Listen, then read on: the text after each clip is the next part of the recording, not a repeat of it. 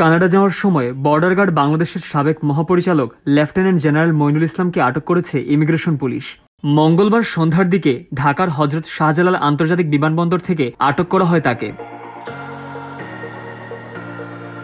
পুলিশের স্পেশাল ব্রাঞ্চের ইমিগ্রেশন বিভাগের অতিরিক্ত ডিআইজি মোহাম্মদ আসাদুজ্জামান বলেন, পিলখানা হত্যাকাণ্ডের ঘটনায় গঠিত তদন্ত কমিশনের প্রধান মূলত বিজিবির সাবেক ডিজি অবসরপ্রাপ্ত লেফটেন্যান্ট জেনারেল মোহাম্মদ মইনুল ইসলামের বিদেশ যাত্রা আটকানোর বিষয়ে নির্দেশনা দিয়ে রেখেছিলেন।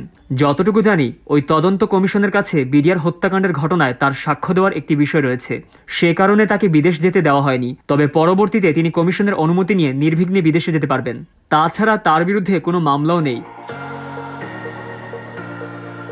প্রসঙ্গত, ২০০৯ সালের ২৫ ফেব্রুয়ারি বিডিআর বিদ্রোহ ও পিলখানার নৃশংস হত্যাযজ্ঞে ৫৭ সেনা কর্মকর্তা সহ ৭৪ জন নিহত হন। এ ঘটনার ৪৮ ঘণ্টার মাথায় বাহিনীটির মহাপরিচালকের দায়িত্ব পান মইনুল ইসলাম। তিনি মহাপরিচালকের দায়িত্ব পাওয়ার পর বাহিনীটির ইউনিফর্ম পরিবর্তন হয় এবং সীমান্ত বাহিনীতে যোগ করা হয় একটি গোয়েন্দা ইউনিট।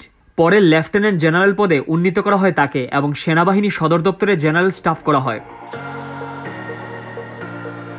২০১৫ সালের জুলাইয়ে সশস্ত্র বাহিনী বিভাগের প্রিন্সিপাল স্টাফ অফিসার হন মইনুল ইসলাম। পরের বছর ফেব্রুয়ারিতে সেনাবাহিনী থেকে অবসর গ্রহণ করেন।